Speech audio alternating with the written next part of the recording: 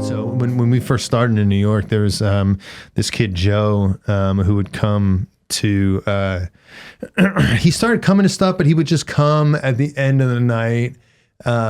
We had this old abandoned convent that we would like do stuff in. And so a lot of times we would just play loud music in the parking lot, and we were like, there was a lot of neighborhoods around, and so people would just come, and it was just kind of wild. But he would always come without his shirt, and he would, we called him Muscles. He wasn't muscular, he was like a stick, but like here comes Muscles, you know, like, and he'd be high out of his mind, dude. He'd just be, and he would want to do the games and all that stuff. He was fun, but he was just an idiot. You know, he was just like kind of a stoner. He had dropped out of high school. And he would always get in fights. That was the other thing. Even though he was like a stick, he would always get in fights. And then one day he came on a retreat, and he had this powerful like encounter at Adoration. Like him and his buddy were like crying, holding each other, dude. And the wild thing was like back then too, like they didn't even know what was going on. Like I remember there were times like where kids like that man holding that gold thing came out, and you know they didn't know. Like I had a kid once who was like, that when that man walked around with the gold thing, I felt like Jesus told me like, you're going to do what this man does one day, you know, like it was like so cool. Like he didn't know he was a priest, didn't know that was the Eucharist. It just like and so there's something about like, sometimes I feel like we set things up culturally to be like, well, during Adoration, if we play a song, you're going to cry. And but they didn't know what it was. And so there was something even more true about it. But he was, had this powerful experience, and he would come into like,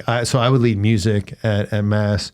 And there was this one time I could think in particularly where I'm like leading the offertory song or whatever. And I could see him in the back row, and he's like making out with this girl in the back row during Mass, dude, with no shirt on.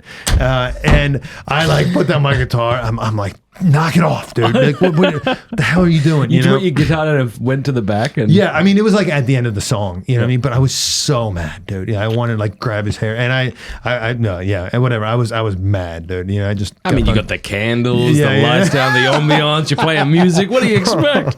So the wild thing is this. Okay, so we had this time where like.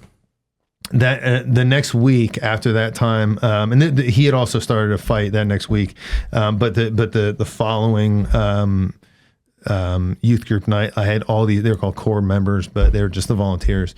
They're like, Bob, we need to meet with you. They called this meeting behind my back, and they're like, we decided like if you don't do something about asking Joe Cipriano to leave, we're quitting. You know. And I was like, full of piss and vinegar. I was 23, You're like, quit. Yeah, I was like, go ahead and leave, dude. Because you know what, when Joe, I was like feeling like, like a movie, like, yeah. I was like, because if Joe leaves, like, I hope someone else like Joe joins, and like, we're going to keep doing it. I was like fired up, and that like, so the cool thing is like half of them did quit that night. And then the other half, like who didn't quit, like, so Joe ended up like having this encounter like later that fall on retreat, and they would always for years, even after I left, they'd be like, we always tell that story of Joe, when people like want to quit and they want to give up on kids, because Joe ended up having, so he was out of college. I got him to get his GED, and then he started taking classes at like the local community college. And he was, he would come into my office and hang out in the youth ministry office, and he would take these classes. And then he ended up going to Steubenville, and then he ended up like working in the different dioceses. He was the diocesan director of Oklahoma City. Dude, this is like how far this kid came.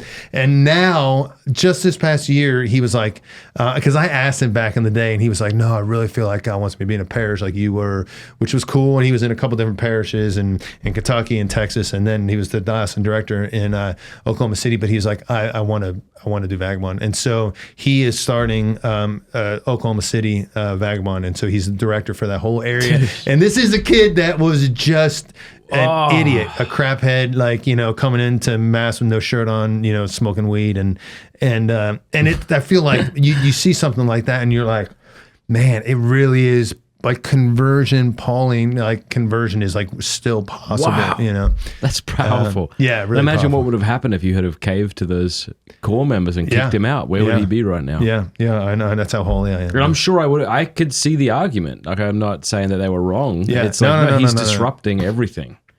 Yeah. People aren't coming to Christ who may For sure. have because of what it. So I see the argument. And I've had just as many people, to be forthright, like I've had just as many people that have poured more time than I did in years into resources, defended, nothing happened. and they, you know, I had one that was living with me. He stole a bunch of stuff from me, ran away. Yeah, like there's been lots of horrible things that didn't work out. But that, as far as a glory story, I think like, man, that's really cool for me because it's like full circle. And actually three of those young people that were from New York during that time are all working for Vagabond right now. Like that were kids in that. It's pretty cool. One is leading a site in Mobile, Alabama. One's here in Steubenville. So it's pretty cool to see. Thank you for watching. Please subscribe or you're a dingus. What's a dingus exactly? Used to refer to something one cannot or does not wish to name specifically. You don't have to subscribe, but if you did, I'd love it. You dingus. Like the video. That's where we're using that one. Take one.